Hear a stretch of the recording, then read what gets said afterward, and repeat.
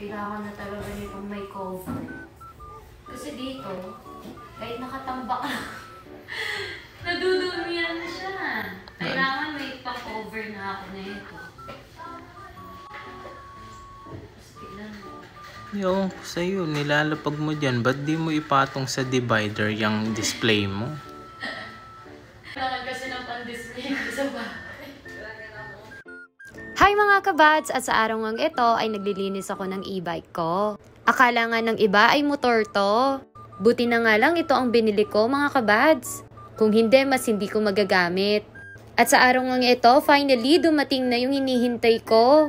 Problema ko kasi dito habang nakatambak lang to sa bahay. Dinadaan-daanan ng mga aso, naaalikabukan, nadudumihan.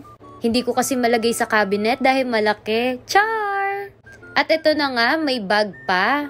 At finally nga, dumating na itong waterproof motorcycle cover. Sabi nga ni Bads Neil, dapat hindi daw waterproof ang binili ko, kundi dapat dustproof. At eto na nga mga kabads, tignan nyo kung paano katibay. Pati yung nagvi-video sa akin nanggigigil na. At dahil dyan, approve!